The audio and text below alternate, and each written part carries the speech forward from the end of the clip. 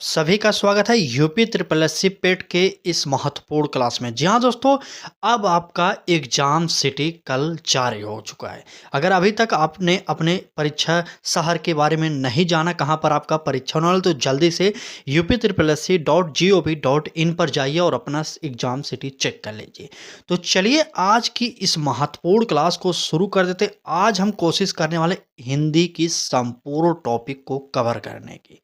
अगर आपका सहयोग रहा तो आज की यह क्लास इतिहास बन जाएगी, क्योंकि आज की इस क्लास में हम हिंदी के संपूर्ण टॉपिक कवर कराने वाले हैं, और भी रैपिड फायर प्रैक्टिस सेट के माध्यम से। जी हाँ दोस्तों, तो चलिए शुरू कर देते हैं। संपूर्ण सिलेबस को यहाँ पर आज हम कवर कराएंगे, क्योंकि अब आखिरी का समय है। अब आपका परीक्षा शहर भी घोषित हो चुका है।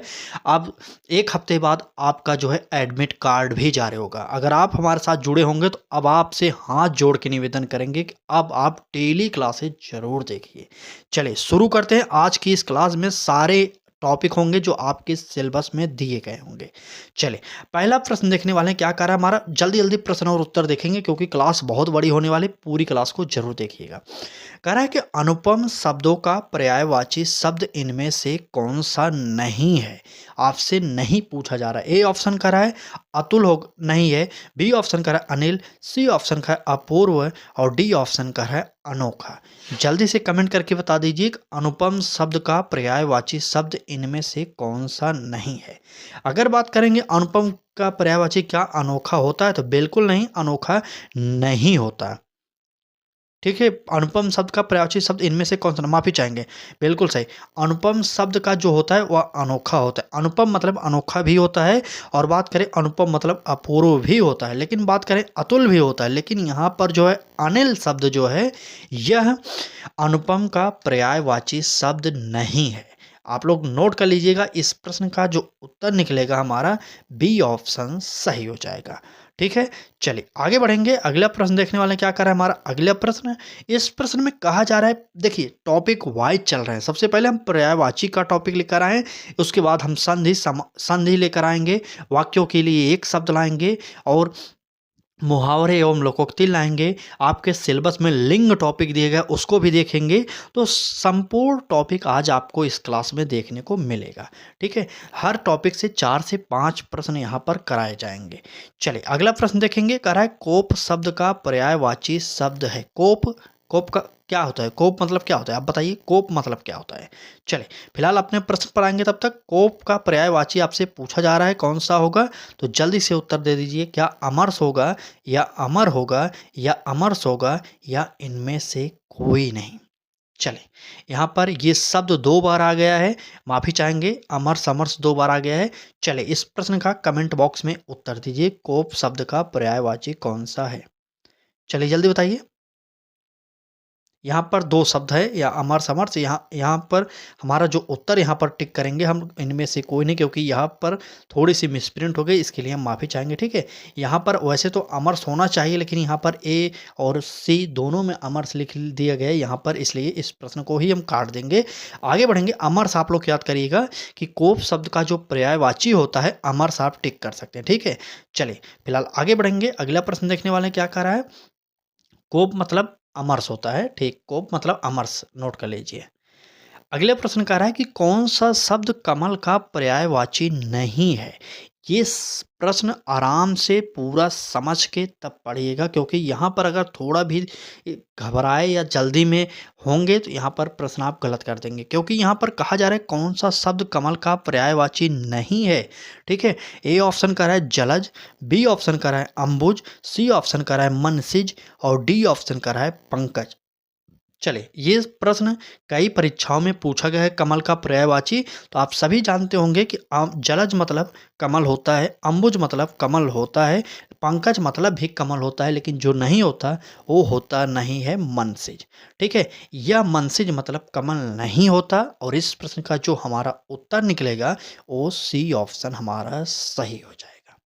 ठीक है, सी ऑप्शन यहाँ पर सही हो जाएगा। क्लास की स्पीड इसी प्रकार से आज की रहेगी, क्योंकि अब आपका एग्जाम सिटी घोषित हो गया है।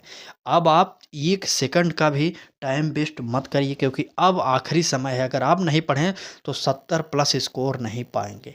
अगर 70 प्लस स्कोर नहीं करेंगे तो आप यूपी ट्रिपल एससी पेट के अंतर्गत आने वाली कई वैकेंसीज के कैटेगरी में आप नहीं आएँगे और आप बाहर हो जाएँगे। इसलिए हाथ जोड़ के निवेदन कर रहे हैं, जितने भी लोग हमसे जुड़े हैं या नहीं जुड़े, अगर आप इस क्लास पर पहुँच गए तो पूरी क्लास को ज़रूर देखिए, क्योंकि यहाँ से हिंदी के सारे नंबर आपको मिल जाएँगे। ठीक है? चलिए आगे बढ़ेंगे। कह रहा है कि कौन-सा शब्द जंगल शब्द का पर्यायवाची नहीं है? अब यहाँ पर जंगल का पर्यायवाची पूछ लिया गया, जल्दी बताइए। ए ऑप्शन कर है कानन, बी ऑप्शन कर है कांता, सी ऑप्शन कर है अटवी और डी ऑप्शन कर है इनमें से कोई नहीं। जल्दी बताइए कि जंगल शब्द का पर्यायवाची कौन सा नहीं होगा। मतलब 3 शब्द, 3 नहीं 2 शब्द है जो जंगल का पर्यायवाची है और 1 शब्द है जंगल का पर्यायवाची नहीं है। चलिए बताइए, देखते हैं कितने लोग जल्दी से उत्तर देते हैं। बिल्कुल सही। हमारा जो उत्तर होगा, अगर बात करेंगे जंगल का पर्यायवाची, तो कानन मतलब जंगल होता है, अटवी माने भी जंगल होता है। आप लोग यह शब्द नया सुनेंगे, इंपॉर्टेंट है, आप लोग नोट कर लीजिए। अटवी मतलब भी जंगल होता है। ठीक है। अगर बात करेंगे जंगल का पर्यायवाची शब्द कौन सा नहीं है, तो उत्तर हो जाएगा कांता। कांता हमारा जंगल का पर्यायवाची नहीं होगा और इस प्रश्न का जो उत्तर होगा बी ऑप्शन सही हो जाएगा। ठीक है। चले, अगर क्लास अच्छी लग रही हो तो लाइक कर दीजिए। चैनल पर पहली बार आए हों, अब आखिरी समय में हमारे साथ जुड़कर तैयारी करना चाहते हो इसी प्रकार की, तो चैनल को सब्सक्राइब करके बेल आइकन को भी ऑन कर लीजिए, जिससे आपको नोटिफिकेशन मिल जाए। ठीक है। अभी सिर्फ आपका एग्जाम सिटी घोषित हुआ है, अभी एडमिट कार्ड नहीं जारी हुआ है। एडमिट कार्ड एग्जाम से 2 या 3 दिन पहले जारी करते हैं ये लोग, तो आप जुड़ जाइए हमारे साथ। जैसे ही आपका एडमिट कार्ड जारी होगा हम आपको बता देंगे। ठीक है। चलिए फिलहाल आगे बढ़ेंगे, अगला प्रश्न देखेंगे। कह रहा है कि सूर्य का पर्याय कौन नहीं है। ठीक है, सूर्य का पर्यायवाची शब्द कौन सा नहीं है, यही पूछा जा रहा है आज की इस महत्वपूर्ण श्रृंखला में। चले, ए ऑप्शन कर रहा है आदित्य, बी ऑप्शन कर रहा है सुधांशु, सी ऑप्शन कर रहा है दिवाकर और डी ऑप्शन कर रहा है अंशुमाली। जल्दी से कमेंट कर दीजिए और उत्तर बताइए। चलिए देखिए, मैंने बताया था कि हर टॉपिक से 5 से 6 प्रश्न आपको कराएंगे। तो यह अभी हमारा आज का 5वां प्रश्न है इस टॉपिक का, पर्यायवाची का। उसके बाद एक आध प्रश्न और होंगे, उसके बाद हमारा नेक्स्ट टॉपिक स्टार्ट होगा। तो बने रहिएगा, पूरी क्लास को लास्ट तक देखिएगा। चलिए अपने टॉपिक पर आएंगे। अगर सूर्य के पर्यायवाची की बात करें, आदित्य मतलब सूर्य होता है, दिवाकर मतलब सूर्य होता है और अंशु मतलब सूर्य, अंशुमाली मतलब सूर्य का पर्यायवाची। ये तीनों जो हैं सूर्य के पर्यायवाची हैं। लेकिन अगर बात करेंगे उत्तर की, तो हमारा उत्तर जो निकलेगा वो हो जाएगा सुधांशु। ठीक है, सुधांशु सूर्य का पर्यायवाची नहीं है और हमारा उत्तर जो होगा बी ऑप्शन सही हो जाएगा। ठीक है। चलिए आगे बढ़ते हैं। अगला प्रश्न देखेंगे, क्या कह रहा है हमारा अगला प्रश्न। कह रहा है कि निम्नलिखित में से पवन का पर्यायवाची शब्द है। पवन का पर्यायवाची शब्द कौन सा है, आपसे वही पूछा जा रहा है। ए ऑप्शन कर रहा है अनल, बी ऑप्शन कर रहा है अनिल, सी ऑप्शन कर रहा है नलिन और डी ऑप्शन कर रहा है सलिल। जल्दी से कमेंट कर दीजिए और उत्तर बताइए कि पवन का पर्यायवाची कौन सा है। और पवन का अगर संधि विच्छेद पूछा जाए तो पो धन अन होता है। ठीक है, पो धन अन होता है पवन का संधि विच्छेद। और इसमें कौन सी संधि है, एक बार ये भी कमेंट करके बताइएगा, क्योंकि आपके सिलेबस में संधि भी दिया गया है। ठीक है, मैंने संधि विच्छेद कर दिया, पवन का पो धन अन होता है संधि विच्छेद। अब आप उत्तर बताइए कि इसका इसमें संधि कौन सी है और इस साथ साथ और पवन का पर्यायवाची शब्द भी बताइए। चलिए देखते हैं कितने लोग उत्तर सही देते हैं। बिल्कुल सही। अगर बात करेंगे पवन का पर्यायवाची शब्द, तो उत्तर हो जाएगा हमारा बी ऑप्शन। अनिल जो होता है ये पवन का पर्यायवाची शब्द होता है। ठीक है। चलें, अगर अभी तक आपने हमारे पिछले क्लासेज को नहीं देखा, अगर देखना चाहते हैं तो एक बार चैनल के प्लेलिस्ट पर जाइए, वहाँ पर बहुत ही महत्वपूर्ण क्लासेज पढ़ी हैं, सभी सब्जेक्ट के क्लासेज हैं। एक बार उन क्लासेज को जरूर अटेंड करिएगा। ठीक है। चलिए, यह हमारा प्रश्न जो है, यह पर्यायवाची का आखिरी प्रश्न है। इसके बाद हमारा नया टॉपिक स्टार्ट हो जाएगा। प्रश्न में पूछा जा रहा है कि निम्नलिखित में से कौन सा शब्द रात्रि का पर्यायवाची नहीं है, बताइए। ए ऑप्शन का रहा है क्षमा, बी ऑप्शन का रहा है शशक और सी ऑप्शन का रहा है सरवरी और डी ऑप्शन का रहा है यामिनी। चलिए बताइए कौन सा उत्तर होगा हमारा? रात्रि का पर्यायवाची नहीं है। यहाँ पर प्रश्न में 2 ऑप्शन गलत दिए गए हैं, ठीक है? 2 ऑप्शन नहीं होंगे। यहाँ पर क्षमा मतलब जानते हैं माफ़ी देना, ये नहीं होगा, और शशक। इस प्रश्न में ए और बी दोनों सही होंगे, ठीक है? ए और बी दोनों सही होंगे, क्योंकि यहाँ पर कौन सा रात्रि का पर्यायवाची नहीं है ये पूछा गया था, तो हमारा ए ऑप्शन भी सही होगा और बी ऑप्शन भी सही होगा, क्षमा और शशक। ठीक है, क्षमा और शशक ये दोनों हमारे उत्तर सही हो जाएंगे। बाकी रात्रि का पर्यायवाची अगर पूछा जाए तो सर्वरी होता है और यामिनी मतलब भी होता है रात्रि। ठीक है, चलिए आगे बढ़ेंगे। अगला प्रश्न देखेंगे क्या कह रहा है हमारा अगला प्रश्न। देखिए यहाँ से स्टार्ट हो रहा है संधि का सिलेबस। संधि के कुछ महत्वपूर्ण प्रश्नों की श्रृंखला आपके सामने रखने वाले हैं। इस प्रकार से हर टॉपिक से 5 से 6 प्रश्न आज की इस क्लास में प्रोवाइड करने वाले हैं। अगर क्लास अच्छी लगे तो लाइक करिएगा और डेली सुबह 10 बजे हमारे साथ जुड़कर लाइव क्लासेज को जरूर अटेंड करिएगा। ठीक है, चलें स्टार्ट करें संधि टॉपिक को। बताइए, संधि को स्टार्ट करें? बिल्कुल, चलिए स्टार्ट कर देते हैं। पहला प्रश्न होगा, लघु ऊर्मी में कौन सी संधि है? बताइए, लघु ऊर्मी में कौन सी संधि यहाँ पर बड़ी मात्रा होगी? ठीक है, लघु ऊर्मी में कौन सी संधि होगी? बताइए। ए ऑप्शन कर है आयादी स्वर संधि, बी ऑप्शन कर रहा है दीर्घ स्वर संधि, और सी ऑप्शन कर रहा है वृद्धि स्वर संधि, और डी ऑप्शन करता है यण स्वर संधि। बताइए कौन सा उत्तर हमारा सही होगा? लघोर में है भैया, लघोर में ऐसे होगा। ठीक है, लघोर में, ये वाला लघोर में है। ठीक है, लघोर में। चले अब बताइए कि लघोर में कौन सा संधि है? बताइए, या इस अगर बात करें इसका संधि विच्छेद क्या होगा बताइए एक बार। तो लघु, बताइए लघु धन क्या होगा? ऊर्मी। ठीक है, ऊर्मी, लघु ऊर्मी ऐसे होगा इसका संधि विच्छेद। अगर बात करें इसमें संधि कौन सी है, तो इसमें संधि जो है वो है दीर्घ स्वर संधि हमारा इसमें सही हो जाएगा। लघुर्मी में जो है दीर्घ स्वर संधि है, आप लोग नोट कर लीजिएगा। लघुधर ऊर्मी इसका जो है संधि विच्छेद होता है। ठीक है, चलें अगला प्रश्न देखेंगे क्या कह रहा है। अब यहाँ पर बताइए कि जगतनाथ, जगतनाथ किस संधि का उदाहरण है? जगन्नाथ के बारे में सुने होंगे, जगत के पालनहार को जगन्नाथ कहा जाता है। चलिए बताइए। ए ऑप्शन कर रहा है व्यंजन संधि, बी ऑप्शन कर रहा है विसर्ग संधि, सी ऑप्शन कर रहा है दीर्घ स्वर संधि, और डी ऑप्शन कर रहा है यण स्वर संधि। जल्दी से बता दीजिए कि जगन्नाथ का जो है संधि का किसका उदाहरण है, किस संधि का उदाहरण है? बताइए, चलिए बताइए। यहाँ पर इसका अगर संधि विच्छेद की बात करें तो जगत धन नाथ हो जाएगा। ठीक है, जगत नाथ हो जाएगा। ठीक है, नाथ नोट कर लीजिएगा, जगन्नाथ। ठीक है, और इसकी बात करें कि किसका संधि का, किस संधि का उदाहरण है, तो हमारा उत्तर हो जाएगा व्यंजन संधि का जगतनाथ उदाहरण है। व्यंजन संधि है इसमें। ठीक है, व्यंजन, यण, यण नहीं व्यंजन हो गया, व्यंजन हो गया। ठीक है, चलिए व्यंजन हो गया। ठीक, ए ऑप्शन यहाँ पर सही हो जाएगा। अगर बात करेंगे ए, इस प्रश्न में क्या बोल रहे हैं? लघोर में। ठीक तो है, लघोर में दीर्घ स्वर संधि मैंने बताया, तो चलिए फिलहाल ठीक है। चलिए आगे बढ़ेंगे, अगला प्रश्न देखेंगे क्या कर रहा है हमारा अगला प्रश्न। करा कि विद्यार्थी उदाहरण है। विद्यार्थी किसका उदाहरण है, किस संधि का उदाहरण है? चलिए ए ऑप्शन करा है वृद्धि स्वर संधि का, बी ऑप्शन करा है गुण स्वर संधि का, और सी ऑप्शन करा है व्यंजन संधि का, और डी ऑप्शन करा दीर्घ स्वर संधि का। बताइए, चलिए जल्दी से बता दीजिए।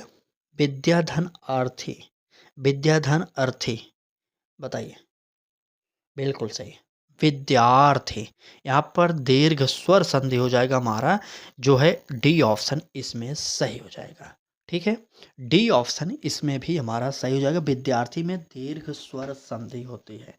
ठीक, चलिए बताइए क्लास कैसी लग रही है, एक बार बताइए कि क्लास कैसी लग रही है। हमारे इस प्रकार की क्लासेज आपको डेली प्रोवाइड किया जाए, एक बार जल्दी से बता दीजिए। इस प्रकार से क्लासेज आपको डेली हर एक सब्जेक्ट की प्रोवाइड किया जाए। आखिरी के जो हमारे पास समय बचे हैं उनमें हम डेली सुबह 10 बजे इस प्रकार की क्लासेज प्रोवाइड करने वाले हैं। आप हमसे जुड़ना चाहते हो तो जुड़ जाइए, इसमें कुछ पैसा नहीं देना आपको। ठीक है, बस चैनल को सब्सक्राइब करना है, आप जुड़ जाएंगे हमारे साथ। ठीक, चलें फिलहाल आगे बढ़ेंगे, अगला प्रश्न देखेंगे। कह रहा है कि दिक् भ्रम में दिग्भ्रम में कौन सा संधि आपसे पूछा जा रहा है, ठीक है। दिग्भ्रम किस संधि का उदाहरण है, आप ऐसे समझ लीजिए। ए ऑप्शन का रहा है विसर्ग संधि का, बी ऑप्शन का रहा है अयादि स्वर संधि का, और सी ऑप्शन का रहा है व्यंजन संधि का, और डी ऑप्शन का रहा है यण स्वर संधि का। चलिए जल्दी से उत्तर बताइए कौन सा हमारा यहाँ पर सही होने वाला है। चलिए चलिए बताइए। ठीक ठीक ठीक, बिल्कुल सही है। दिग्भ्रम किसका उदाहरण है आपको बताना पड़ेगा। तो इसका जो संधि विच्छेद होगा, आप लोग एक बार कमेंट करिए संधि विच्छेद दिग्भ्रम का क्या होगा। ठीक बताइए। अगर बात करें इस प्रश्न की उत्तर की, तो यहाँ पर जो हमारा उत्तर होगा दिग्भ्रम मतलब व्यंजन संधि होगा। इसका संधि विच्छेद की बात करें तो हमारा जो संधि विच्छेद होगा दिग धन भ्रम हो जाएगा, ठीक है, भ्रम, ठीक, दिग्भ्रम। चलें आगे बढ़ेंगे, अगला प्रश्न देखेंगे क्या कह रहा है हमारा अगला प्रश्न। अगला प्रश्न में कहा जा रहा है, बहुत ही इंपॉर्टेंट प्रश्न है। कहा जा रहा है कि दो पहाड़ों के बीच खाली स्थान को कहते हैं, क्या कहेंगे।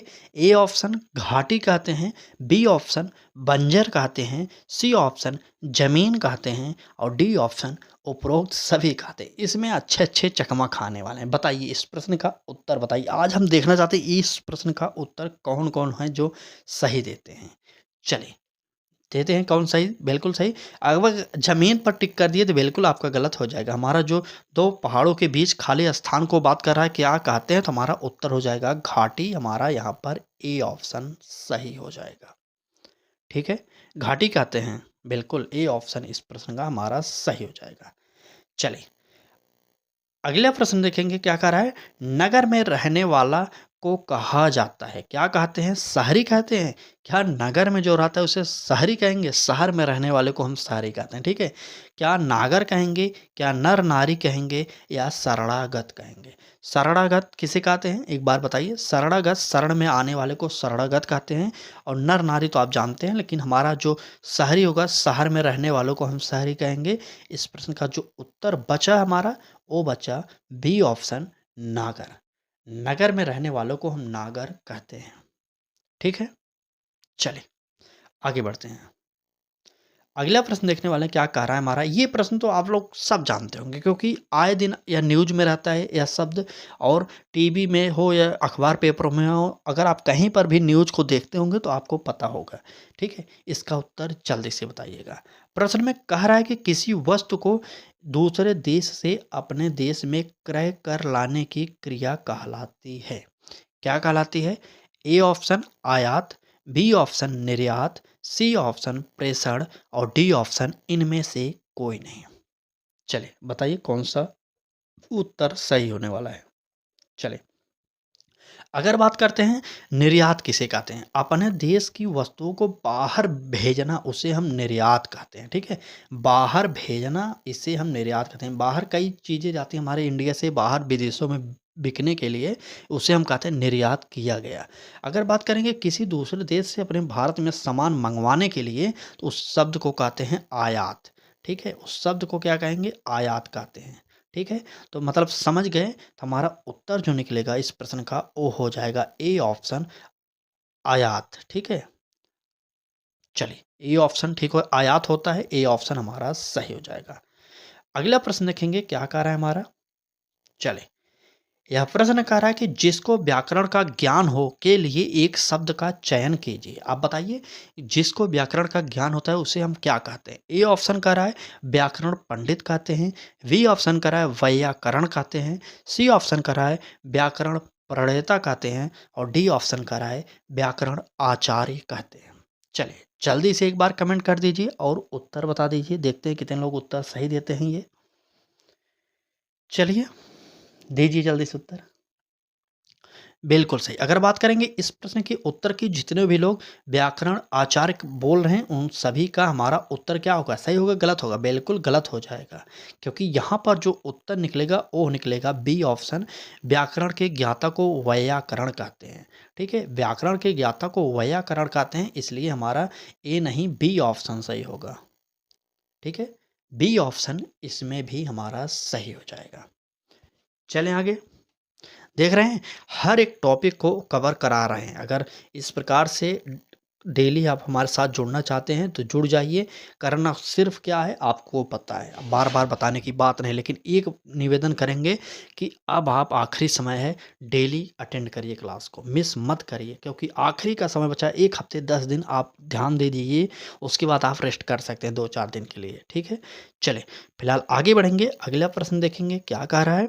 यहाँ से हमारा टॉपिक चालू हो गया दूसरा, क्योंकि यहाँ से नेक्स्ट टॉपिक आ गया कि एक शब्द होते हैं जो वाक्यांशों के लिए एक शब्द होते हैं, वह टॉपिक स्टार्ट हो गया है। चले, पहला प्रश्न इस टॉपिक का देखते हैं। कह रहा है कि किए गए उपकार का फल मानने वाला वाक्यांश के लिए एक शब्द है। क्या शब्द है? ए ऑप्शन कर रहा है कृतघ्न, बी ऑप्शन कर रहा है कृतज्ञ, सी ऑप्शन कर रहा है अपकृत्य और डी ऑप्शन कर रहा है इनमें से कोई नहीं। चले, जल्दी बताइए।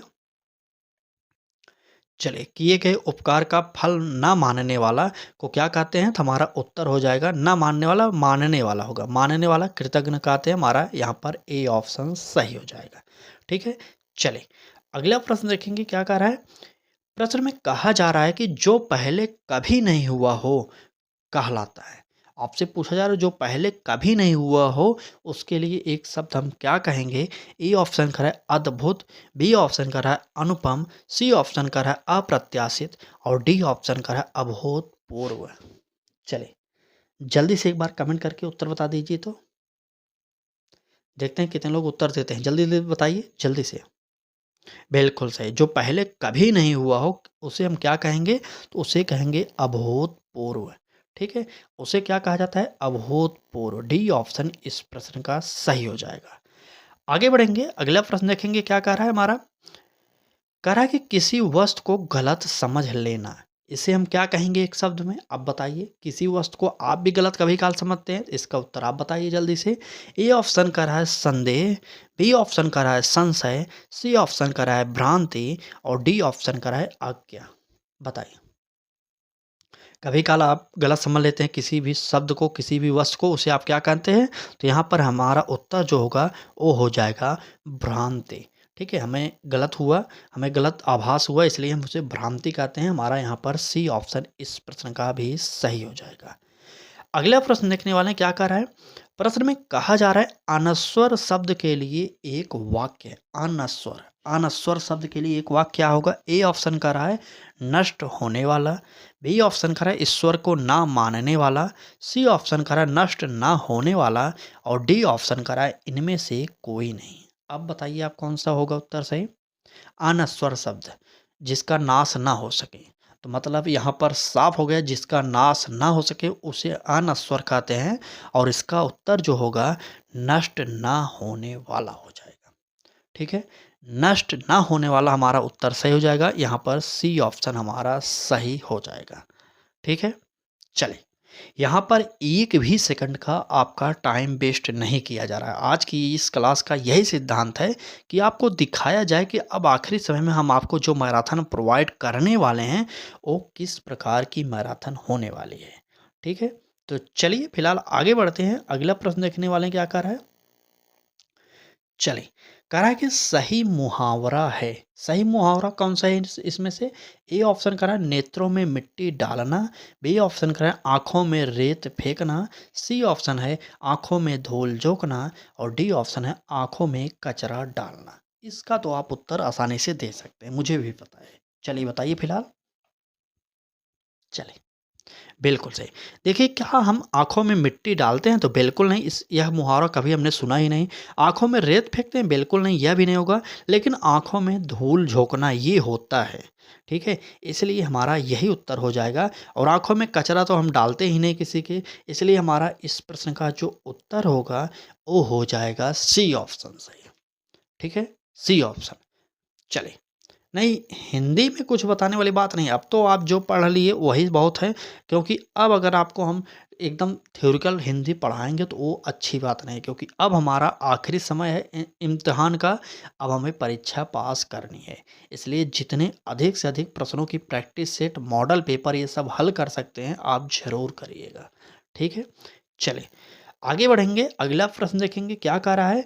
हाथ ना आना इस मुहावरे का निकटतम अर्थ है। चले, ए ऑप्शन करा है पकड़ में ना आना, बी ऑप्शन करा है बहुत बड़ा होना, सी ऑप्शन करा है हाथों का व्यायाम करना और डी ऑप्शन करा है हमारा हाथ फैलाना। जल्दी से बताइए। हाथों में ना आना, हाथ में ना आना, ठीक है, बिल्कुल सही। हमारा जो उत्तर होगा पकड़ में ना आना हो जाएगा, हमारा उत्तर ए ऑप्शन यहाँ पर सही हो जाएगा। ठीक है, हाथ ना आना यही होता है अर्थ कि पकड़ में ना आना। ए ऑप्शन हमारा सही हो जाएगा। आगे बढ़ेंगे, अगला प्रश्न देखेंगे क्या कह रहा है हमारा अगला प्रश्न। कह रहा है कि सिर फिर जाना, सिर फिर जाना का अभिप्राय है क्या होता है। ए ऑप्शन चक्कर आ जाना, बी ऑप्शन अहंकारी हो जाना, सी ऑप्शन सर दर्द होना और डी ऑप्शन पीछे मुड़कर देखने लगना। चले, सिर फिर जाना, बताइए इसे हम क्या कहेंगे। उपरोक्त ऑप्शनों में से कौन सा ऑप्शन हमारा सही होगा। सिर फिर जाना, बताइए। बिल्कुल सही। चक्कर आना इसका तो हम कहीं मुहावरा सुने ही नहीं। अहंकारी हो जाना बिल्कुल यही हमारा यहाँ पर बी ऑप्शन होगा। ठीक है, ये बी ऑप्शन है और यही हमारा सही हो जाएगा, अहंकारी हो जाना। इस प्रश्न का उत्तर जो होगा वो बी ऑप्शन हमारा सही हो जाएगा। ठीक है, चले आगे बढ़ते हैं, अगला प्रश्न देखेंगे क्या कह रहा है हमारा अगला प्रश्न। प्रश्न में कहा जा रहा है अवसर का लाभ उठाने के लिए उपयुक्त शब्द है। क्या है अवसर का लाभ उठाने के लिए एक शब्द है जो उपयुक्त है, वही आपसे पूछा जा रहा है।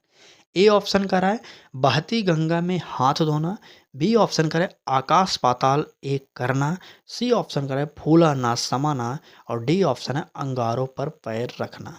चलिए बताइए, अवसर का लाभ उठाने के लिए कौन सा शब्द अच्छे से यूज होता है बराबर। बिल्कुल सही, हमारा जो उत्तर होगा, हमारा उत्तर बिल्कुल सही ए ऑप्शन बहती गंगा में हाथ धोना, यही अवसर का लाभ उठाने के लिए सबसे उपयुक्त होता है। ठीक है, चले ए ऑप्शन इसका भी हमारा सही हो जाएगा।